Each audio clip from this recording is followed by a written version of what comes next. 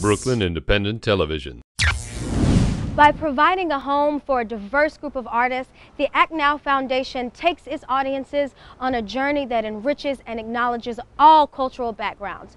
We sat down with Executive Director Aaron Ingram to discuss Act Now's programming, past, present, and future.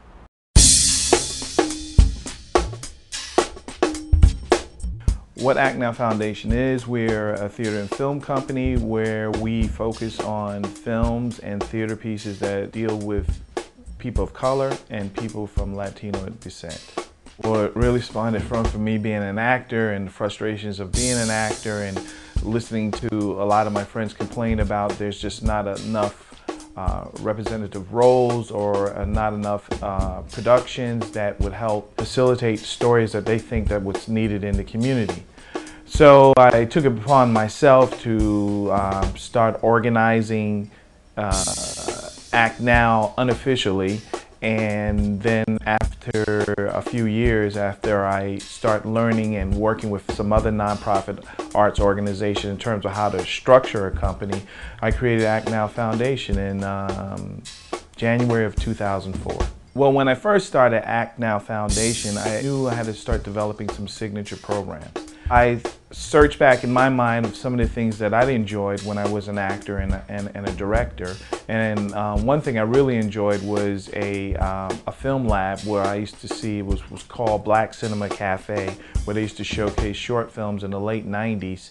So when I started putting my board together and they were asking me what kind of programs I like to start, I said, well, I like to start like a film lounge. And basically that was the creation of A&F Short Film Collective. The combination of short films, anywhere from documentaries to experimental, films that depict what's going on in the African American community, what's going on in the Latino community. One of my friends, Elliot Bea, NY Perks, has a lounge down in Burham Hill. We started that program in 2005. At that time, we only had like 3 flat screen TVs, and a lot of the screenings were just some filmmakers I know and some of our friends, and we all kind of got together and had some drinks and we watched some movies, and I used it like a networking thing to start recruiting some artists to start working with Act Now. And then what happened after another year, it kind of like mushroomed where a lot of black professionals caught on to what we were doing, and then at that time Elliot added like another 5 more TV screens, so we had this MTV kind of atmosphere where you can come in where the TVs are all over the place, and you know, we show the films on the flat screen, and the audio is pumped through the DJ booth, and we coined it like a home theater experience. You know, you can have your drink, you can eat some food, you can meet some filmmakers, you can watch some interesting short films that you really wouldn't see on television, but you will see at our programming. And that became like a really big signature program for Act Now. In working with Act Now, I've definitely been exposed to a lot of the different types of films that are out there. You know, a lot of our voices kind of get muffled up with the mainstream art. I definitely saw a lot of unique voices, a lot of different perspectives to a lot of the same kind of themes that a lot of these mainstream movies have, but it's just like you'll hear it from another voice that you normally wouldn't think it would come from. I don't think your rules is fair, Don. Fair? Since when you become an advocate for fairness? You know, Troy, every morning I drive around for 20 minutes looking for a parking. In the back of the school, there's always an empty parking, and it reads Principal Lynch. And every morning, this man is standing in front of the parking like he's protecting it, like he's its parent. The man doesn't even drive, Troy. No matter what type of film it is, we like to take a look at it, because the big thing about our program, we want to stretch the envelope as much as possible in terms of black cinema. Because of that word of mouth and that underground sort of movement, and because our mainstay where Perks let us, you know, continue to do this every second Tuesday of each month, we just get a trail of films that continuously come in.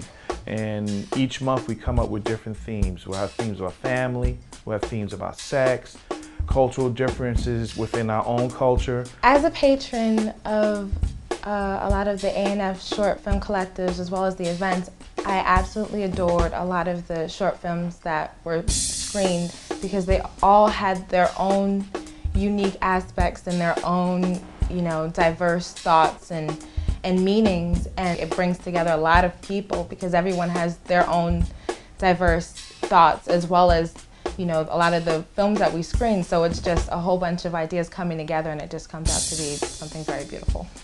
Our super goals eventually is to produce full-length plays, one-act festivals, get into film production ourselves. That's one aspect that we're starting to develop.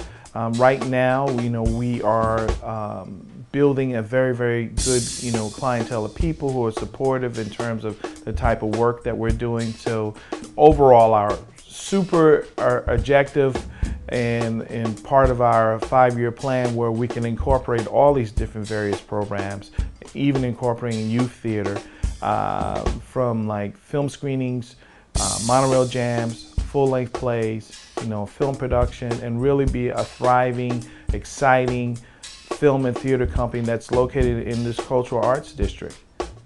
And that's our overall goal, and that's what we're really striving for, to really build this company into like basically a little mini institution within Fort Greene.